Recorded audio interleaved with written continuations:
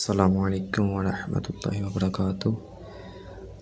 ہم اس ویڈیوز وغیرہ میں کچھ نہ کچھ نحوی اعتبار سے بحث کیا کریں گے۔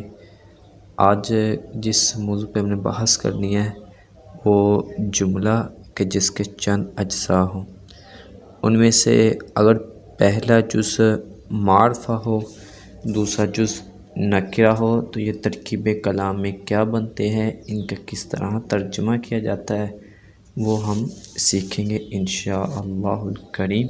اور دوسرا جو ہم نے سیکھنا ہے، پہلا نکرہ ہو اس کے بعد پھر معرفہ آ جائے، یہ ترکیب کلام میں کیا بنتے ہیں۔ اور تیسرے نمبر پہ سیکھیں گے اگر دونوں ہی معرفہ ہو جائیں یہ ترکیب کلام میں کیا بنتے ہیں، اور اگر دونوں ہی نکرہ ہو تو یہ ترکیب کلام میں کیا بنتے ہیں۔ چلیں کرتے ہیں شروع۔ پہلا معرفہ ہو اس کے بعد نکرہ ہو، کلمے کے جملے کے دو اجزاء ہوتے ہیں، ان میں سے اگر پہلا معرفہ ہو اس کے بعد دوسرا نکرہ ہو۔ اس کی مثال ہے جیسے پہلا معرفہ ہو زید عالم، یہ پہلا معرف ہے کیونکہ پہلے کے اندر جو معرفہ ہونے کی علامت ہے وہ پائی جا رہی ہے علم ہونا، اور دوسرا نکرہ ہے کیونکہ اس کے اندر معرفہ ہونے کی کوئی بھی علامت نہیں پائی جا رہی۔ اگر پہلا معرفہ ہو اس کے بعد دوسرا جو نکرہ ہو، یہ ترکیب کلام میں بنتے ہیں مبتدا اور خبر۔ اور اگر پہلا نکرہ ہو دوسرا معرفہ ہو، اس کی مثال غلام زیدن، غلام کیونکہ عام ہے اس لیے نکرہ ہے کہ اس کے اندر بھی معرفہ کی کوئی علامت نہیں پائی جا رہی، اور زید ہے، زید کے اندر معرفہ کی علامت پائی جا رہی ہے کیونکہ یہ علم ہے۔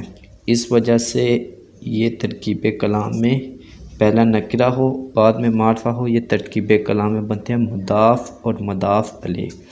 اگر دونوں معرفہ ہو اس کی مثال جیسے زید العالم، اس کے اندر دیکھا جائے گا کہ اگر دونوں ہی معرفہ ہو تو اس کے اندر پھر دیکھا جائے گا کہ اگر یہ موصوف صفت بن سکتے ہیں تو ان کو موصوف صفت بنا دیا جائے گا، اور اگر ان کا معنی پورا بیٹھ رہا ہو، یعنی کہ ان کا جو معنی ہے وہ صحیح طریقے کے ساتھ سمجھ آ رہا ہو تو اس صورت میں اس کو ہم مبتدا خبر بنا دیں گے، یعنی دونوں معرفہ ہو اس کو مبتدا خبر یا پھر موصوف صفت بنائیں گے۔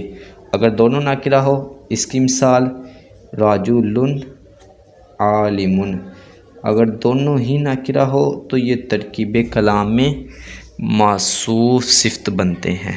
پہلے نمبر پہ ہم نے پڑھا کہ پہلا معرفہ ہو دوسرا نکرہ ہو تو یہ ترکیب کلام میں مبتدا اور خبر بنتے ہیں، اور اگر پہلا نکرہ ہو دوسرا معرفہ ہو تو یہ ترکیب کلام میں مضاف اور مضاف الیہ بنتے ہیں۔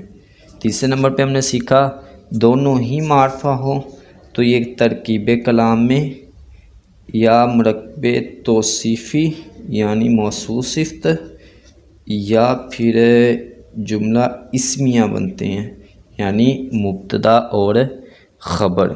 اور اگر دونوں ہی نکرہ ہو تو یہ ترکیب کلام میں موصوف صفت بنتے ہیں۔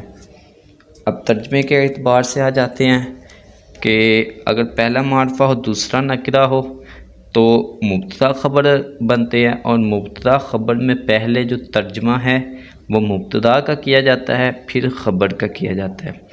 اگر پہلا نکرہ ہو دوسرا معرفہ ہو ترکیب کلام میں یہ مضاف مضاف الیہ بنتے ہیں، اور مضاف مضاف الیہ میں پہلے ترجمہ مضاف الیہ کا کیا جاتا ہے پھر مضاف کا کیا جاتا ہے۔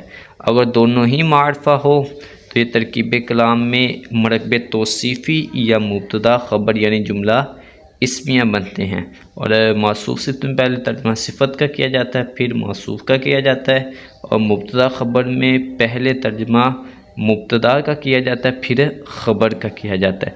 اگر دونوں ہی نکرہ ہو تو یہ ترکیب کلام میں موصوف صفت یعنی مرکب توصیفی بنتے ہیں۔ مرکب توصیفی میں پہلا ترجمہ صفت کا کیا جاتا ہے پھر موصوف کا کیا جاتا ہے، آج کا ہمارا سبق اختتام کو پہنچا۔